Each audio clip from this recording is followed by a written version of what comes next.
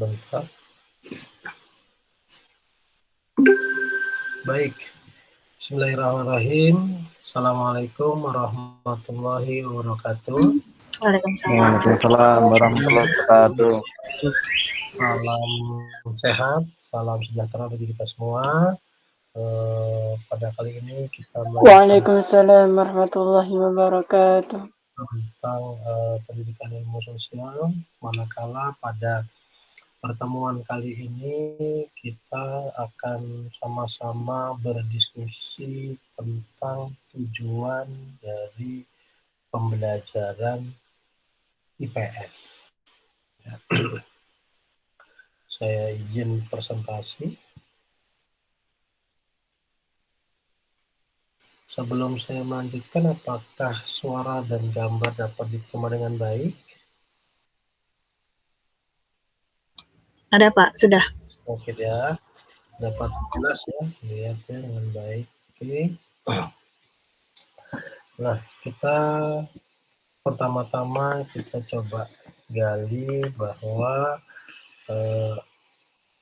ilmu pendidikan sosial itu terdiri dari berbagai macam aspek-aspek ya. Di dalam pembelajaran sosial itu ada yang kita juga mempelajari atau kita menerapkan ilmu sejarah, ada ekonomi, ada politik, sosiologi, antropologi, psikologi, geografi, dan filsafat. Nah, turunan-turunan ini yang merupakan menjadi bagian dari ilmu pengetahuan sosial ya, yang dipilih dalam pembelajaran pada sekolah maupun di perguruan tinggi ya. Nah, secara akademis IPS membantu atau menjadi salah satu cabang ilmu yang bertujuan untuk mengarahkan terciptanya warga negara yang baik. Ya. Nah, kenapa IPS itu dianggap penting dan unik? Karena tujuan pendidikan ilmu sosial diselenggarakan itu untuk mempersiapkan ya dan mendidik peserta didik dalam memahami dunianya ya, dalam memahami dunianya, berbicara mungkin hablum minannas, bagaimana dia bisa memposisikan di lingkungannya secara sosial, bagaimana dia belajar tentang mengembangkan ilmu-ilmu ekonominya dalam upaya bertahan hidup atau mencari nafkah, kemudian juga dalam mengembangkan pengetahuan yang lain yang sifatnya dapat menjalani kehidupan di lingkungannya masing-masing. Nah, IPS ini bertujuan dan berfungsi untuk mengantarkan, memberikan bekal kepada peserta didik untuk menjadi warga negara yang baik.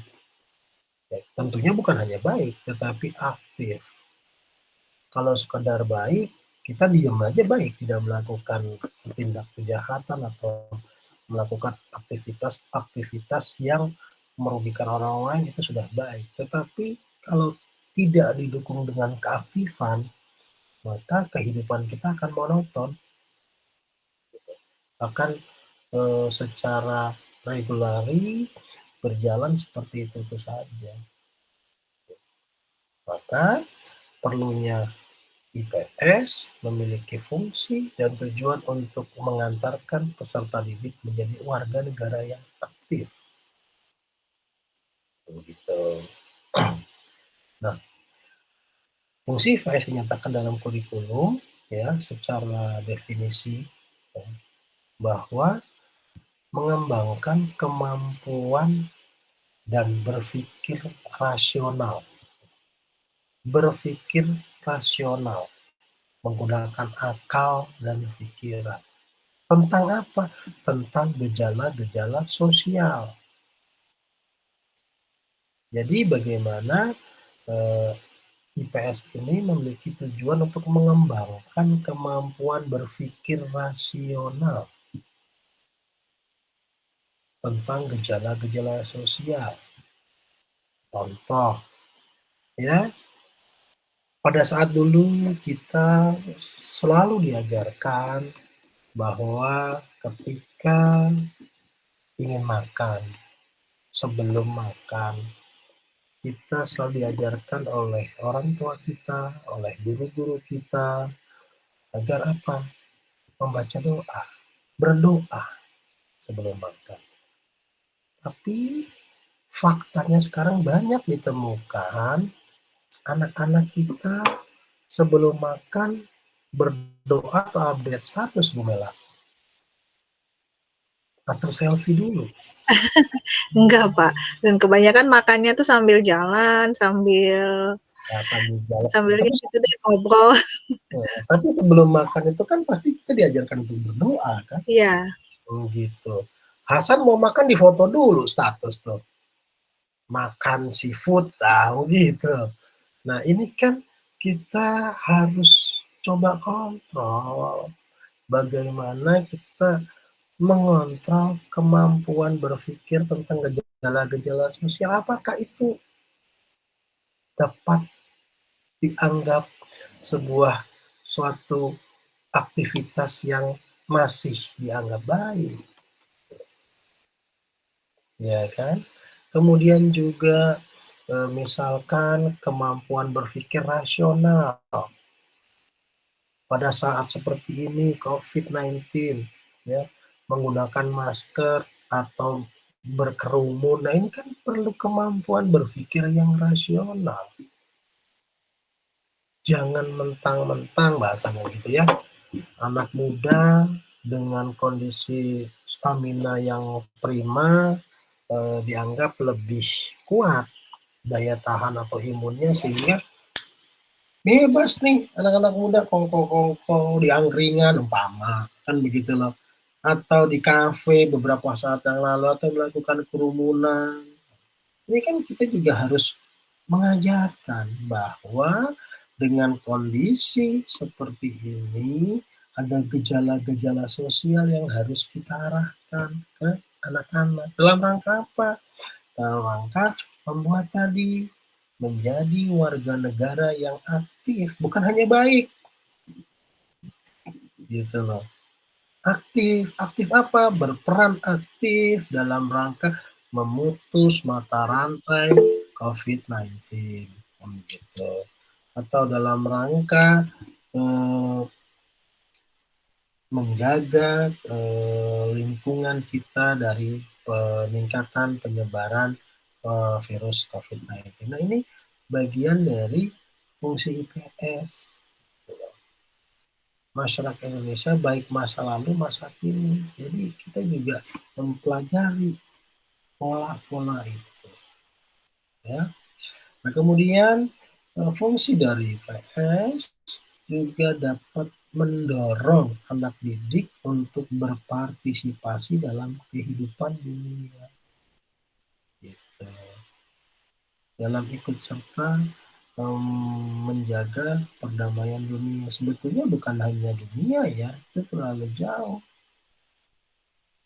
Kita sebagai warga negara yang baik dan berperan aktif, paling tidak 4 tujuan negara kita yang ada di dalam pembukaan Undang-Undang Dasar, yaitu melindungi segenap bangsa Indonesia. Bagaimana kita membangun peradaban, gitu ya, bicara gejala-gejala sosial yang bisa saling melindungi segenap bangsa Indonesia.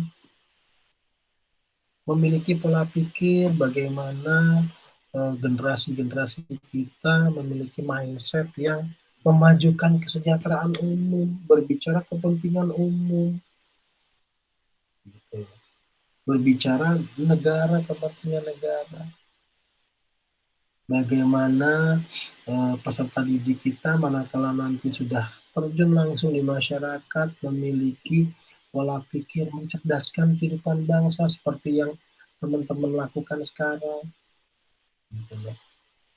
Karena sehebat-hebatnya sebuah negara, kalau masyarakatnya tidak memiliki budaya yang baik, tidak memiliki bekal pendidikan yang baik, tidak mungkin menjadi negara yang sejahtera. Dari ikut serta dalam menjaga perdamaian dunia. Itu fungsi-fungsi IPS yang bisa kita aplikasikan, bisa kita implikasikan kepada gejala-gejala sosial atau perilaku-perilaku sosial yang kita tanamkan pada peserta didik. Nah, sebentar. Nah, ada beberapa alasan dibalik diajarkan IPS sebagai mata pelajaran di sekolah. Ya, saya perbesar. Yang pertama adalah IPS memberikan tempat bagi siswa untuk belajar dan mempraktekkan demokrasi.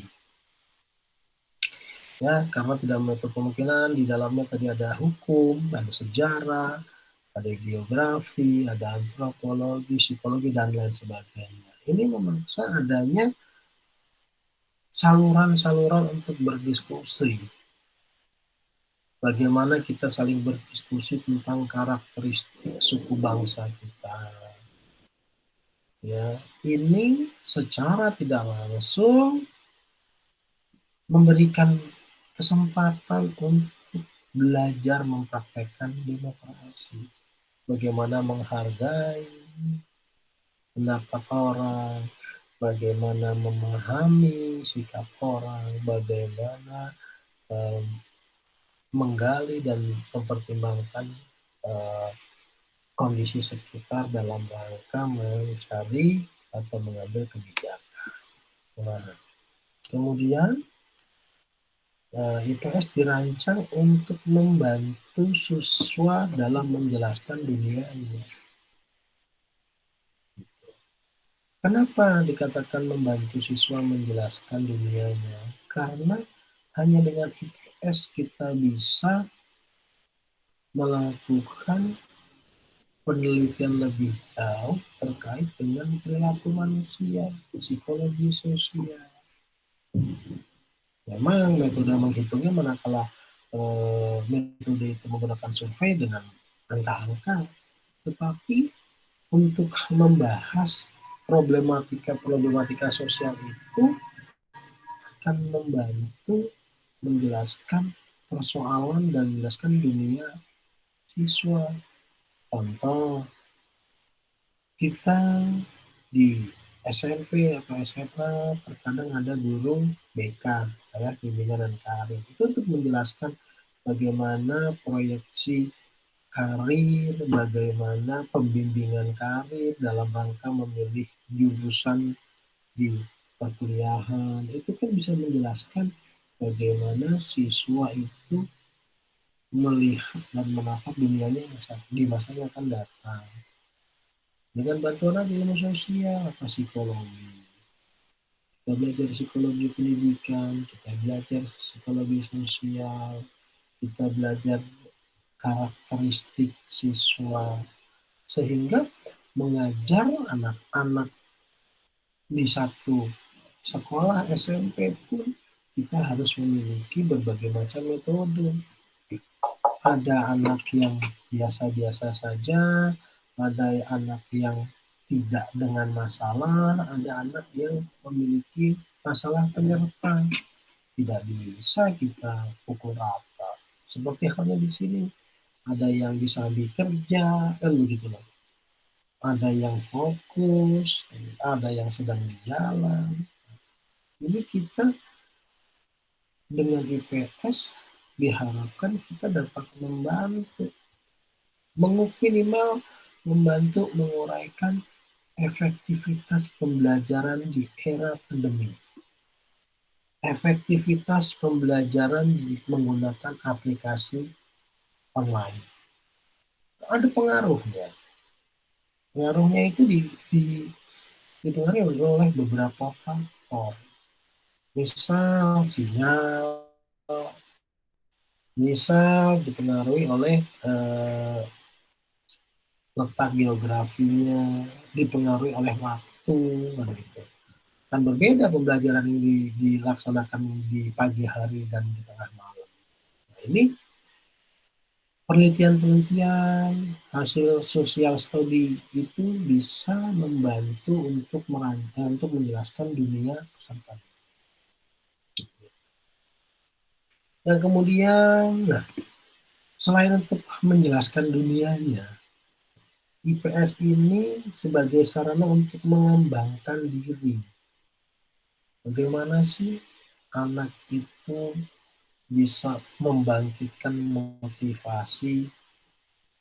Dengan IPS bisa kita teliti, bisa kita pecahkan, kita urai kebutuhan siswa di kelas 3 SMP apa, di usia 13 tahun secara fisik dan secara mental kebutuhannya apa. Itu dengan IPS bisa ditelusuri. Maka akan berbeda ketika kita mempelajari sosok anak laki-laki dengan sosok anak wanita. Karakteristiknya berbeda. Dari sisi fisik, dari sisi psikologisnya, itu semua dari IPS. Kita nggak bicara ilmu pasti bicara fisik ya, berat badan, ya kan, kemudian tinggi badan itu pasti. Tapi kita bicara IPS, bicara software. IPS itu softwarenya, ya. Jadi kalau di dalam sebuah, kita bandingkan dalam sebuah komputer, ya, manusia itu juga ada hardware, ada software. Hardware ini yang ada di wujud. Wujud ini bisa berbanding lurus dengan apa yang dimakan, apa yang dikonsumsi. Gitu. Yang pendek bisa diberikan suplemen bisa tinggi, yang gemuk bisa diet, dan sebaliknya. Tetapi kalau bicara software, ini kita harus update. Seperti handphone ya, kalau kita nggak update itu aplikasi ya kita akan tertinggal. Nah, maka menariknya kita berada di dalam rumpun ilmu sosial, ilmu itu terus update. Konsekuensinya kita juga harus mengikuti itu. Kalau kita hanya stuck, kita akan tertinggal. Kenapa? Bicara IPS sebagai sarana pengembangan diri siswa secara positif berbeda. Pola pengembangan diri siswa di tahun 2021 dengan pola pengembangan diri siswa di tahun 90. Makanya saya katakan bicara IPS berkembang. Ya. Kemudian yang berikutnya, IPS membantu siswa memperoleh pemahaman mendasar ya, tentang tadi sejarah, geografi, dan ilmu-ilmu sosial lain. Jadi tidak heran kalau kita kaya akan kebudayaan. Karena ketika kita bicara sejarah, Indonesia itu terdiri dari ribuan pulau, terdiri ratusan ribu suku bangsa yang masing-masing suku bangsa dan pulau ini memiliki sejarah kebudayaan yang berbeda-beda. Maka kita harus paham ya, moto Bhinneka Tunggal Ika, berbeda-beda tapi satu jua. Kenapa? Melihat sejarah Indonesia tidak bisa dibuat homogen, tidak akan mungkin bisa. Anda melihat sejarah. Kenapa Indonesia masih sekali terlihat feodal sampai saat ini? Gitu loh. Karena kita melihat sejarah. Selama 350 tahun kita dijajah oleh bangsa Belanda, kita diciptakan kebudayaan-kebudayaan yang sifatnya feodal. Sehingga 350 tahun itu sangat tidak mungkin terhapus hanya dengan 75 tahun kita merdeka. Boleh kita melihat negara lain yang lebih maju, tapi kita juga harus melihat sejarahnya. Negara lain pernah dijajah atau tidak? Mereka punya karakter. Karakter kita selama 350 tahun terkontaminasi dengan kebudayaan Belanda karena dijajah orang. Kemudian kita baru merdeka 75 tahun. Tidak bisa disamakan dengan sebuah negara yang merdekanya sudah ratusan tahun, sudah ganti presiden beratus-ratus kali presiden.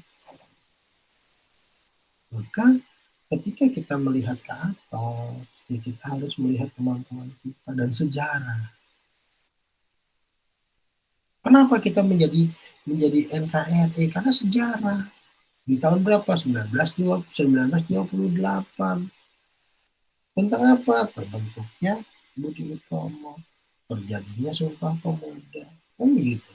Yang memaksa apa? Masing-masing pemuda, ada Jong Ambon, Jong Celebes, Jong Jawa, kan gitu, Jong Borneo dan lain sebagainya, mulai sadar, gitu.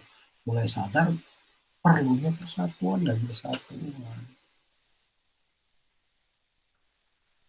Maka bergulirlah itu Sumpah Pemuda yang puncaknya kita dapatkan kemerdekaan. Itu berapa tahun itu untuk bagaimana kita mensosialisasikan pemahaman Sumpah Pemuda Negara Kesatuan terus sampai kita merdeka. Nah, merdeka sampai sekarang 75 tahun. Kemudian ancaman dari luar lebih banyak. Nah ini bagaimana kita membantu siswa memperoleh pemahaman. Kenapa kita berbeda dengan satu rumah dengan rumah lain? Karena suku-suku kita ratusan. Nah ini yang kita berikan pemahaman ke kita didik. Gitu. Kenapa Indonesia memiliki masyarakatnya kulit seperti sawo matang? Karena letak geografisnya. Begitu. Tadi kenapa sistem ekonominya seperti ini? Karena kita dipengaruhi oleh pedagang-pedagang Arab yang di Malaka, kita dipengaruhi oleh pedagang-pedagang yang ada di Makassar, di Sulawesi, kemudian juga pergerakan masyarakat Indonesia keturunan Tiongkok yang mengajarkan kita tentang bagaimana cara berdagang. Nah ini lihat dari sejarah. Nah ini semua core bisnis dari ilmu pengetahuan sosial. Ini harus terus berkembang.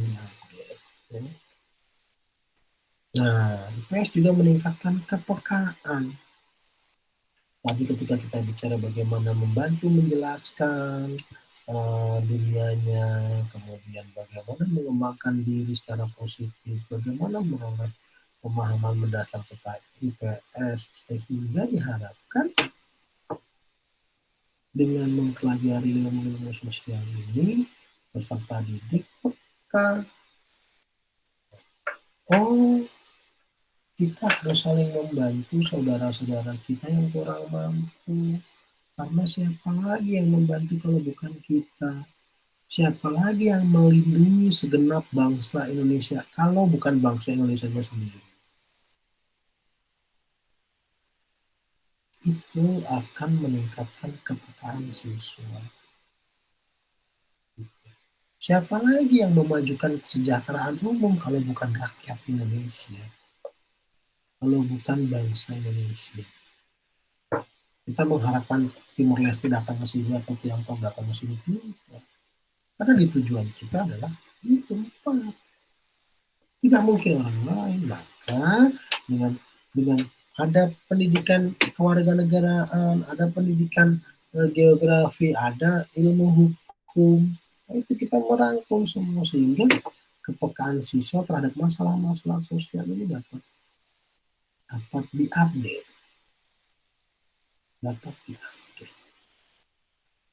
Kenapa ini sekarang tidak terjadi ketika di kendaraan umum ya? Ada ibu-ibu hamil atau orang tua, kita malah pura-pura nggak ngeliat, pura-pura tidur. Ini bagaimana kepekaan siswanya, bagaimana efektivitas ilmu-ilmu pendidikan sosial dalam rangka melatih dan meningkatkan kepekaan siswa. Bagaimana diajarkannya siklus air di di ilmu pengetahuan alam dan dikaitkan dengan perilaku kita. Bagaimana menanggulangi bahaya banjir dengan kepekaan kita, kepekaan sosial kita terhadap pembuang sampah sembarangan. Ini yang menjadikan core bisnis pendidikan ilmu sosial. Dan ini dijadikan alasan mengapa pentingnya itu. Tapi yang menjadi persoalan adalah kita sebagai guru, sebagai tenaga pengajar dan pendidik, hanya melihat perubahan-perubahan siswa itu berdasarkan nilai. Contoh, kita sebagai guru PKN, kita hanya bisa menilai anak didik atau peserta didik itu mampu menjawab nilai-nilai kita. Persoalannya apakah anak didik itu dapat mengimplementasikan nilai-nilai Pancasila? Tidak bisa dilihat. Kita hanya bisa melihat, oh, peserta didik mampu menjawab pertanyaan tentang implementasi Pancasila. Tapi implementasinya nggak bisa. Maka mungkin preman-preman, mungkin para pencuri ditanyakan Pancasila, tahu mungkin. Sebagian ada yang paham. Tapi tidak mengimplementasikan. Maka tadi IPS diperlukan untuk itu. Contoh yang lebih mudah dipahami. Kita tidak bicara IPS, kita bicara keyakinan. Banyak orang yang agama Islam, yang KTP-nya Islam, bahkan paham tentang hafal dan paham tentang ayat-ayat Quran. Tetapi perilakunya sudah mencerminkan itu belum tentu. Iya kan? Bisa jadi dia paham nilai-nilai keagamaan malah dijadikan alat untuk membenarkan semua pandangan dia. Kita kan hanya tertipu dengan tampilan. IPS ini untuk meningkatkan dan memberikan kepekaan. Sampai di sini ada yang ingin diskusikan?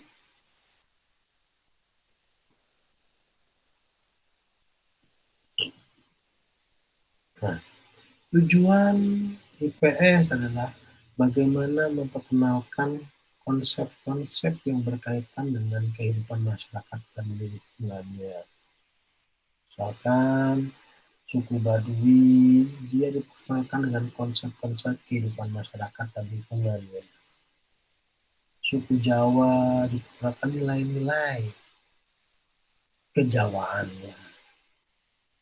Ya, ada lagi suku Sunda, suku dan lain sebagainya, seterusnya itu memiliki nilai karakteristik. Tapi semua itu terbalut dengan nilai kesatuan dan persatuan NKRI. Jadi pada intinya kita tetap berupaya untuk meraih masa depan, tapi tanpa meninggalkan tradisi, tanpa meninggalkan karakteristik. Boleh kenal sama K-pop, boleh kenal sama drakor, tapi kita juga harus pelihara dan lestarikan kebudayaan kita wayang. Cara melestarikannya juga yang baik. Beberapa saat yang lalu saya pernah sampaikan bahwa saya kurang nyaman dan kurang setuju manakala cara melestarikan kebudayaan Betawi berupa ondel-ondel dengan cara keliling jalan anak-anak memberi seperti pengamen gitu ya, ondel-ondel. Saya kurang nyaman. Karena apa? Sebagian besar yang ondel-ondel itu anak usia sekolah dan produktif. Kesempatan dia untuk belajar hilang hanya dengan dengan alasan ekonomi dan menggunakan sarana ondel-ondel, kebudayaan ondel. Pertanyaan saya, apakah itu cara yang bijak melestarikan kebudayaan? Kalau menurut saya, justru malah merendahkan. Karena ondel-ondelnya cumpang camping, mengganggu ketertiban jalan, dan segala macam. Nah itu social study. Masalah-masalah sosial yang harus dikaji. Maka saya setuju kebijakan pemerintah DKI sekarang untuk membatasi dan mengawasi ondel-ondel itu. Kalau untuk melestarikan kebudayaan ondel-ondel, buat festival ondel-ondel, ya kan? Buat festival kebudayaan Betawi yang di dalamnya ada ondel-ondel, bukan keliling. Nah ini juga bagaimana kita mampu berpikir logis, kritis, ya, rasa ingin tahu, inquiry, memecahkan masalah dan keterampilan dalam kehidupan sosial. Ketika pemerintah menghentikan atau membatasi atau mengawasi, bahkan mungkin melarang aktivitas ondel-ondel di jalanan, kita juga harus memikirkan anak-anak yang sudah secara perilaku terbentuk nih. Daripada sekolah ngeluarin duit, dia bikin ondel-ondel keliling sama teman-temannya berempat, sehari bisa dapat duit 100.000. Ini kan perilaku nih.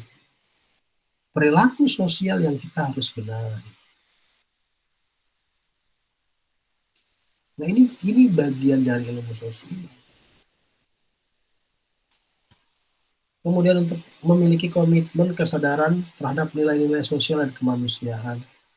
Memiliki kemampuan berkomunikasi, bekerja sama, berkompetensi, berkompetisi dalam masyarakat yang majemuk tingkat lokal, nasional, dan global. Jadi ini tujuan IPS. Ya. Bagaimana kita bisa memberikan dan berkompetisi dalam masyarakat majemuk. Bagaimana kita mewujudkan masyarakat yang madani. Begitu. Ini tujuan IPS, ya, menurut Hilda, bahwa dikatakan pengetahuan dasar, ya, tentang interdependensi, ketergantungan, perubahan budaya, begitu. Perubahan budaya lah nanti. Kita sudah mulai bergeser ondel-ondel menjadi seperti pengamen. Kita akan berubah lagi. Ondel-ondel itu merupakan kebudayaan Betawi. Gitu loh. Sama halnya seperti saya pernah lihat saya ngomongnya bentabok ya, marawis. Kenapa nggak ondel-ondel dijadikan satu dengan marawis ketika di dalam acara-acara resmi pernikahan, kan begitu, dan itu ditampilkan di situ, akan memiliki nilai. Nah itu perubahan-perubahan budaya. Bagaimana kita mengangkat lagi nilai ondel-ondel sebagai salah satu budaya. Ya. Ide utama yang menggambarkan generalisasi fakta yang spesifik. Nah, kemudian juga tujuan IPS merupakan proses berpikir, pembentukan konsep, pengembangan generalisasi secara induktif, penerapan prinsip-prinsip siswa belajar bagaimana memperoleh pengetahuan berdasarkan fakta, konsep, dan generalisasi. Kemudian juga membangun sikap, ya, sikap, perasaan, dan kepekaan. Tadi dijelaskan di sebelumnya bahwa IPS itu juga diharapkan dan berfungsi untuk membangun kepekaan, sehingga siswa peserta didik bisa menempatkan diri dalam masyarakat yang memiliki kebudayaan yang berbeda. Ada saling menghormati, saling memahami, saling menghargai. Gitu. Rasa aman mengeluarkan pendapat, sikap keterbukaan, kesiapan menerima perubahan. Ya. Karena kita harus bisa menerima perubahan. Perubahan, globalisasi itu tidak mungkin kita hilangkan. Tidak mungkin kita tangkal. Ya. Seperti halnya kita menghadapi COVID saat ini. Kita tidak mampu untuk menghilangkan COVID. Kita tidak mampu untuk menangkal COVID. Tapi kita berupaya untuk menerima perubahan. Hidup berdampingan dengan COVID. Perubahan-perubahan ini yang harus kita harus terima dengan baik. Dan perubahan itu sangat cepat. Ya. Apalagi ketika bicara revolusi industri 4.0. Ini sangat cepat. Kalau kita tidak sigap dalam menyikapi, kita akan tertinggal. Ya. Dari zaman tahun 2000 sampai 2020 tahun belakangan luar biasa perkembangan teknologi. Dari mulai 2010 ke sini sudah luar biasa. Yang tadinya HP kita hanya bisa MMS, sekarang kita bisa bertatap maya seperti ini. Tetapi juga dampaknya luar biasa. Gitu. Bisa saja kameranya di off, HP-nya taruh di laci, di mute, ditinggal pergi. Kan begitu. Apalagi nanti ada di YouTube, saya bisa dengar di YouTube. Sehingga tidak menganggap penting lagi sebuah pertemuan. Tidak menganggap penting lagi sebuah tatap muka. Padahal ada indikator lain bahwa kita dalam proses belajar mengajar itu ada chemistry. Yang chemistry itu kita bangun manakala terjadi tatap muka. Saya bisa melihat Bu Mela menatap saya dengan membuka kamera, tetapi dengan yang lainnya saya tidak tahu. Bisa jadi itu tadi off cam, tinggal aktivitas yang lain. Sementara ketika bicara pembelajaran kita harus fokus, kan begitu. Nah ini yang terkadang kita melalaikan ini, dan ini juga menjadikan salah satu kajian IPS bagaimana membuat pembelajaran tatap muka itu menarik, kan begitu. Kajian kan, bagaimana pembelajaran tatap maya itu menjadi efektif, itu kan kajian. Kenapa tidak adanya uang? Ya mungkin dengan tatap maya melakukan ujian nasional ya repot juga. Misalnya ontek di belakang, off cam, kan begitu. Halo? Oh, Pak. Saya bilang halo, saya jawab assalamualaikum, siapa yang jawab? Assalamualaikum. Waalaikumsalam. Oh, Hasan. Kan begitu. Jadi bagaimana kita bisa menerima perubahan? Tapi perubahan yang bagaimana yang kita harapkan? Jangan kita bisa bagaimana menerima perubahan tanpa kita juga memiliki karakteristik perubahan bagaimana. Dunia berubah, tapi kita harus ada pola prinsip yang harus kita pegang. Ya. Dan berikutnya keterampilan bekerja sama. Nah, hakikat konsep dasar ilmu sosial ada dua, ya, yang dinamakan social science, ini bicara ilmu sosial. Kemudian ada yang dikatakan social study. Ya. Jadi social study itu pengkajian tentang gejala dan masalah sosial. Jadi kalau kita bicara tadi bagaimana sih mengukur efektivitas pembelajaran daring terhadap perilaku siswa. Nah itu kajian sosial. Bagaimana sih pengaruh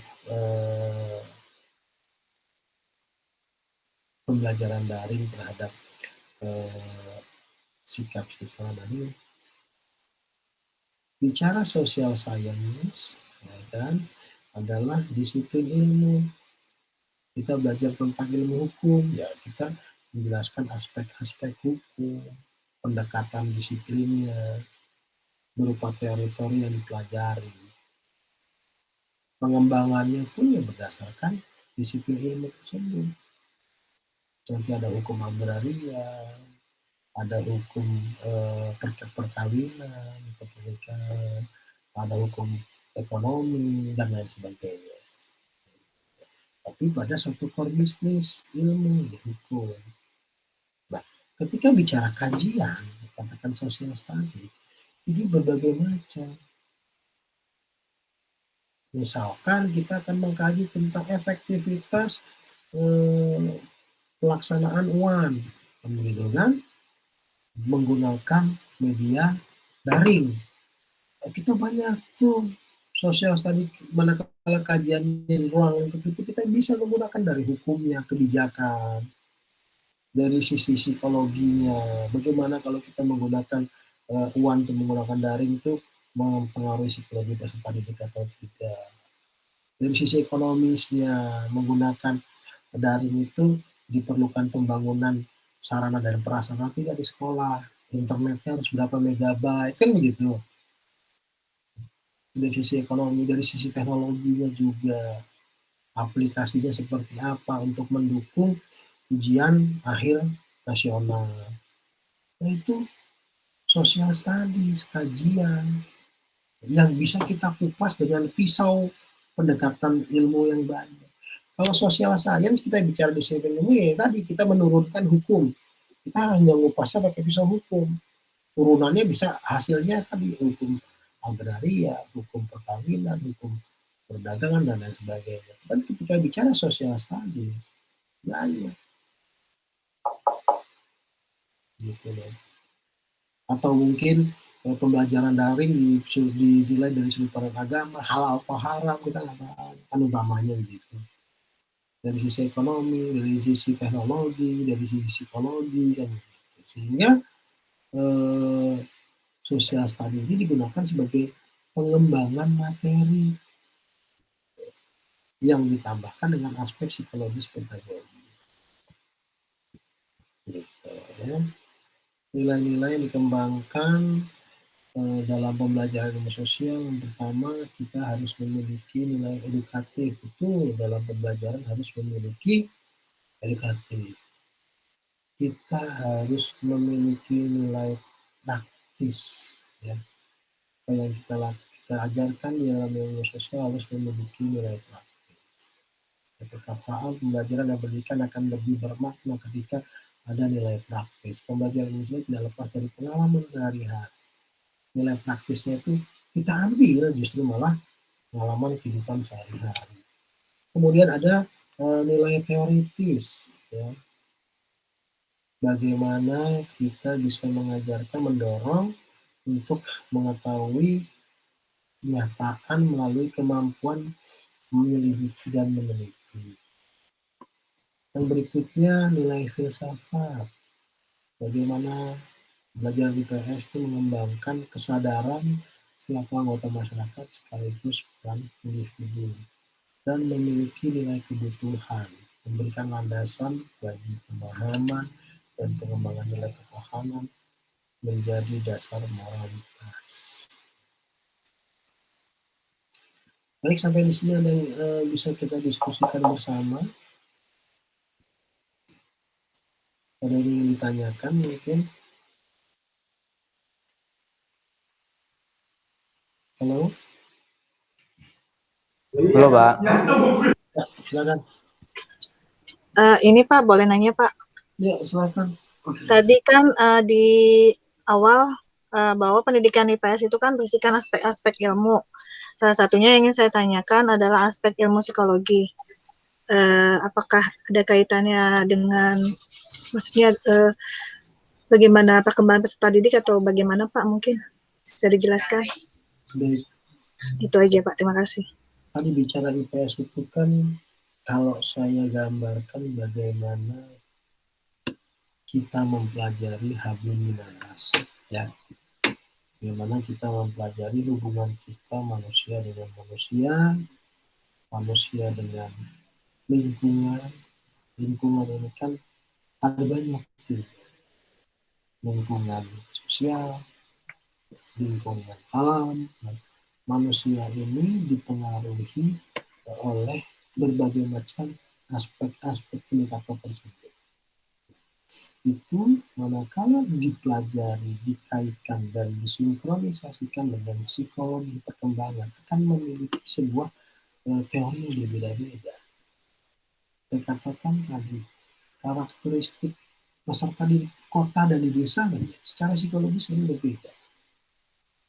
Kita sebagai guru atau kita sebagai pendidik dalam sudut pandang IPS harus bisa memberikan treatment, harus bisa memberikan strategi yang berbeda. Manakala kita memandang aspek psikologis peserta didik yang berasal dari desa atau psikologis peserta didik yang berasal dari kota. Yang di desa tingkat sosialisasinya tinggi, ya artinya kan di desa nggak berpikir ada COVID ya sekarang, ya main bola aja, kan begitu loh, pergi aja. Tapi ketika di kota, gitu, dia akan lebih individualistis, dia lebih berinteraksi dengan media sosial. Tetapi dengan adanya perkembangan teknologi, psikologis ini juga akan berubah. Kenapa? Teknologi pada kala perkembangan teknologi itu sampai pada lingkungan pedesaan akan merubah psikologis masyarakat pedesaan. Yang tadinya masyarakat pedesaan tidak mengenal media sosial seperti apa, sekarang orang desa yang lebih giat apa-apa ditaruh di media sosial.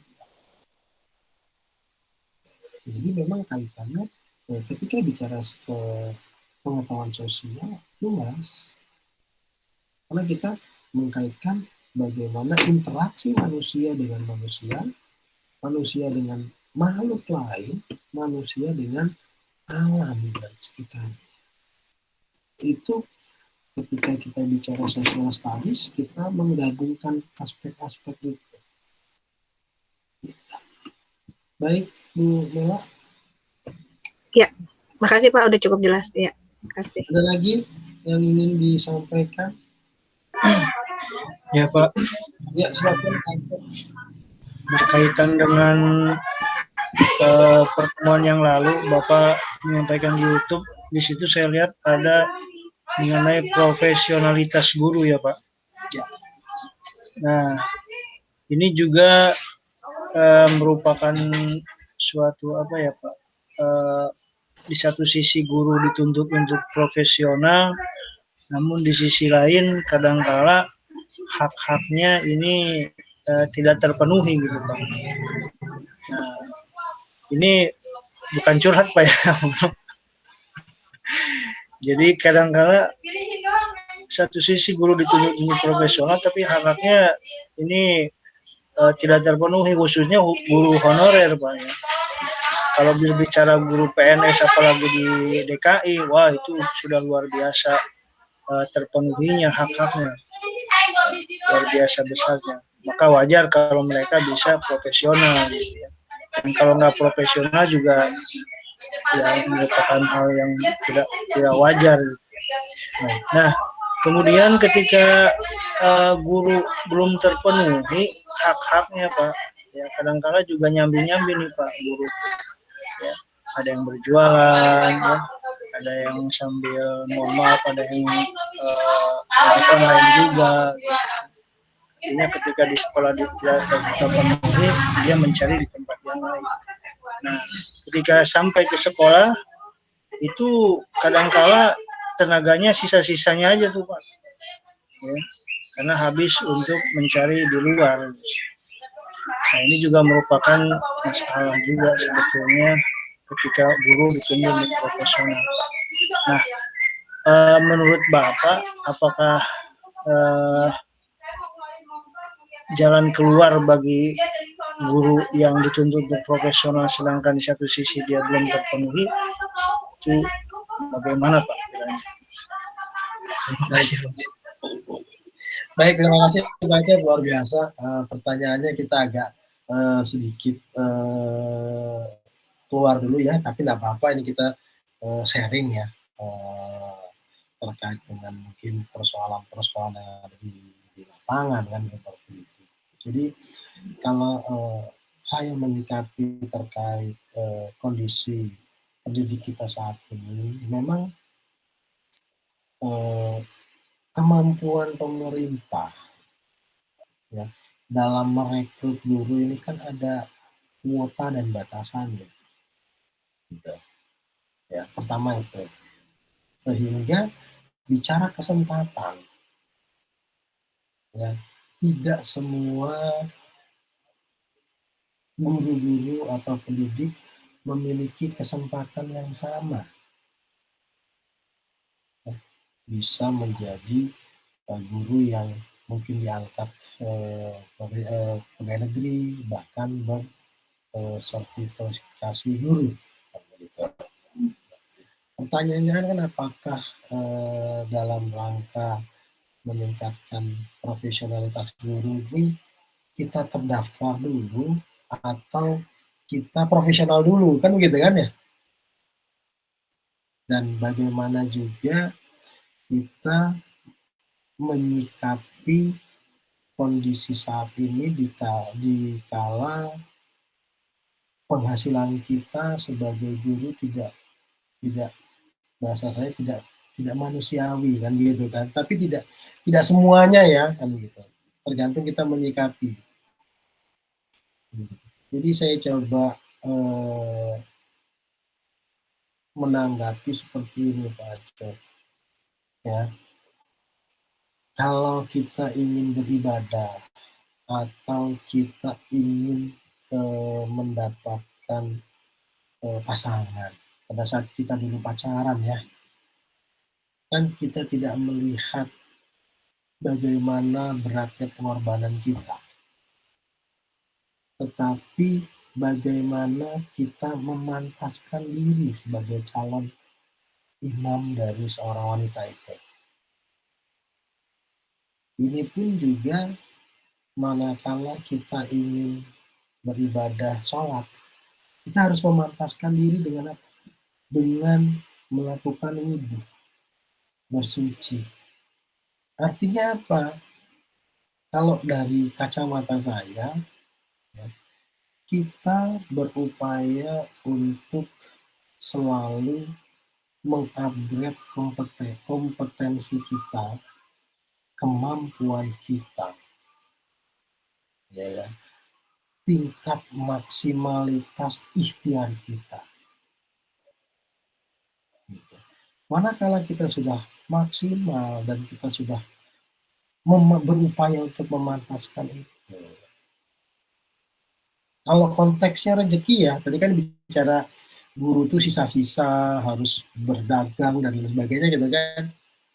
Itu rezeki nanti Tuhan Pak, Allah. Gitu. Jadi kita ini dalam perspektif saya, yang pertama kita harus tanamkan dulu niat baik. Apa niat baik kita? Sebagai seorang pendidik itu memiliki niat yang baik, memiliki tabungan Pak. Kenapa saya bilang tabungan? Ada ilmu yang bermanfaat yang kita turunkan ke peserta didik. Betul tidak? Ya. Ada nilai amal salehnya. Kenapa saya katakan ada nilai amal saleh? Karena menurut saya, manakala kita belum mampu mensedekahkan harta kita, ya, maka yang paling mudah kita mensedekahkan akhlak yang terbaik kita. Itu akan menjadi amal saleh kita. Seorang guru ketika mengajarkan ke peserta didik dengan niat yang baik, bukan hanya menghasilkan ilmu yang bermanfaat, tetapi juga menghasilkan amal yang baik, amal jariah. Karena apa? Kita mensedekahkan niat kita mensedekahkan akhlak kita yang baik. Saya sering sampaikan ke mahasiswa calon guru bahwa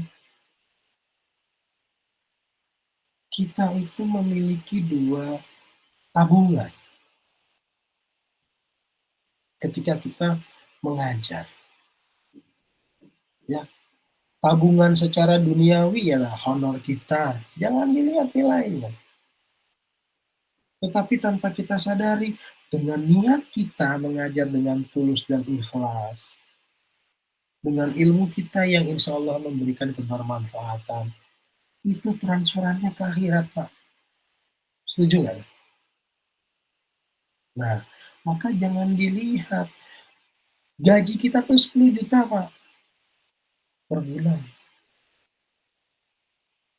Tuhan merealisasikan dalam bentuk dunia mungkin cuma 2 juta.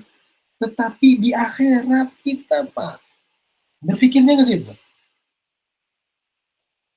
Amal ibadah kita dengan mengajar dengan ikhlas, ilmu yang bermanfaat kita akan mengalir.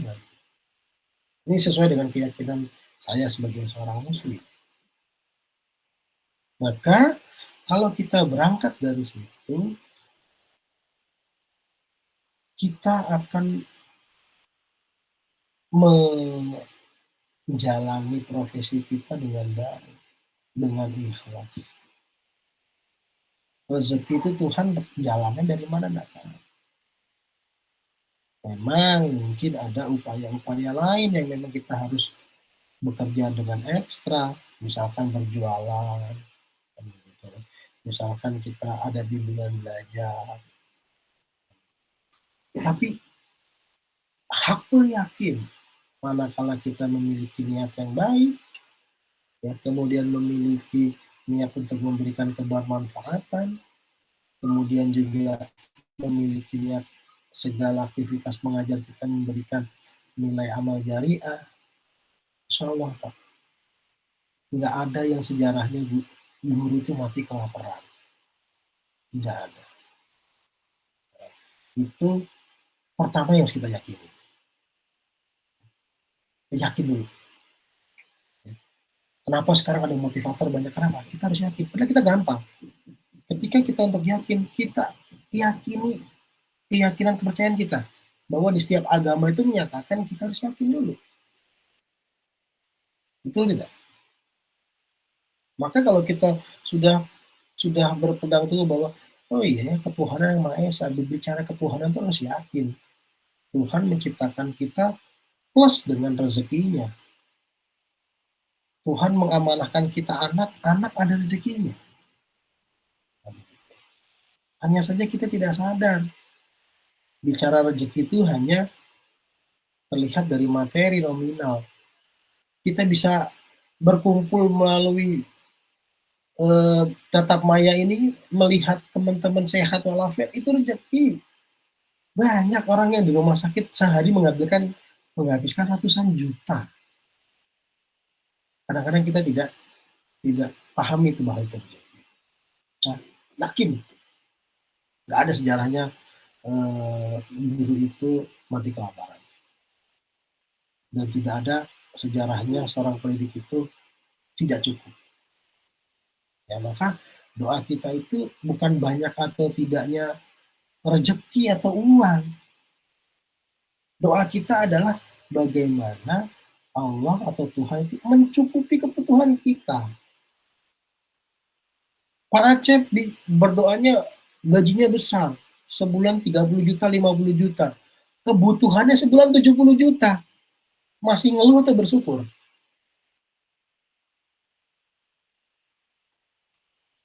Halo? Kira-kira gaji 30 juta, kebutuhannya 50 juta. Mengeluh atau bersyukur, Bapak? Kayaknya, Pak. Kekurangannya. Iya, tapi Bu Mela atau Hasan gaji 2 juta. kebutuhannya cuma 500.000, bisa beramal tuh. Maka doa kita minta dicukupkan. Karena yang menjadi bahagia itu ketika rezeki kita cukup. Kalau kita sudah bicara cukup, nggak ada serakah. Tidak ada lagi keinginan untuk mengambil yang bukan haknya. Gitu. Jadi kebahagiaan itu apa? Manakala semuanya dicukupkan, bukan berlebih. Gitu. Ya, yakin itu pertama. Yang kedua, kita harus memantaskan. Memantaskan apa? Kompetensi kita. Kalau kita bisa meningkatkan kompetensi kita dalam mengajar, meningkatkan kompetensi kita dalam profesionalitas kita. Kita nggak perlu nyari, Pak. Tawaran itu datang. Oh, guru PPKN yang bagus di daerah Tangerang siapa? Pak Aceh di Tangerang ya? Apa Jakarta Pusat? Jakarta Utara ya? Utara Pak, Pademangan. Dari teman-teman, oh, mohon maaf, oh si Aceh guru PKN tuh dia ada background hukumnya, dia bisa tuh ngajar, ngajarnya juga interaktif kok. Itu dengan apa? Upaya kita memantaskan, Pak. Gitu. Itu nanti jalan datang sendiri. Jadi kita pantaskan dulu. Jangan kita menuntut apa yang didapatkan oleh pemerintah. Pemerintah itu bicara kesempatan. Kita meraih kesempatan, iya, kesempatan. Jadi tujuan kita adalah bagaimana memantaskan diri kita, bagaimana memiliki niat yang baik, dan bagaimana kita mendapatkan nilai ibadah dalam setiap aktivitas kita. Insya Allah, Pak. Insya Allah. Jadi tetap kita harus berupaya dan berusaha semaksimal mungkin dalam rangka, bahasa saya memantaskan. Kalau bicara profesional, bukan berbagai macam kriteria. Kita memantaskan dulu. Kalau kita mau sholat, ya pantasnya pakai baju rapi nggak? Ya kan gitu kan? Wudhu atau enggak? Khusyuk atau tidak? Nah, kalau kita ingin menjadi seorang pendidik yang dikatakan bisa bersaing, gitu loh, memantaskan tidak. Banyak guru-guru honor yang rezekinya lebih dahsyat ketimbang guru-guru yang PNS. Jadi kita jangan tertuju pada satu pintu itu, maksud saya. Pintu rezeki Tuhan itu luar biasa. Ya Pak, mohon maaf nih ya, agak keluar ya dari konteks, tapi saya coba mencoba kita sharing ya. Mungkin ada pengalaman yang lain, monggo silakan. Kan begitu. Siapa tahu, ya kita nggak tahu ke depannya, kita terus memberikan yang terbaik, niat baik. Baik. Baik, ada lagi? Bagaimana Pak Asep? Pak Acep? Ya Pak, terima kasih Pak. Yang lain? Ada lagi? Hasan atau yang teman yang lain? Kalau tidak ada, kita akhiri. Cukup, Bu Mela? Ya, cukup Pak. Hasan, cukup? Cukup Pak. Baik, Hasan. Ya, Lia, Fauzi cukup? Ya, Pak. Cukup ya, Fauzi. Baik, kalau dirasa cukup, saya akhiri perkuliahan. Kurang lebih cukup, Pak. Ya, Insya Allah. Ini Putri mana tadi? Si Nur siapa tuh? Izin Pak, saudaranya ada yang meninggal. Ya. Oh, tidak menyampaikan tadi, main keluar aja. Disampaikan di grup WA Pak. Oh, di grup WA. Kan saya nggak baca WA. Ya baik, mungkin ini yang dapat saya sampaikan. Kita lanjutkan pertemuan kita minggu depan, dan saya mohon dibukakan pintu maaf sebesar-besarnya. Erlina izin, Pak. Ya, Dia ada saudaranya meninggal. baik. Manakala dalam penyampaian materi atau bahkan materi saya ada yang mungkin belum update ya, saya mohon dibukakan pintu maaf yang sebesar-besarnya.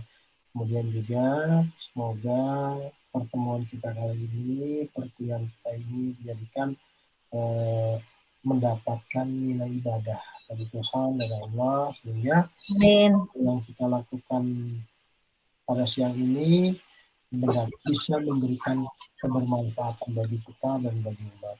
Ya, baik, terima kasih. Selalu sehat, jaga kesehatan, begitu ya. Assalamualaikum warahmatullahi wabarakatuh. Saya izin menghentikan rekaman ya. Waalaikumsalam warahmatullahi wabarakatuh. Makasih.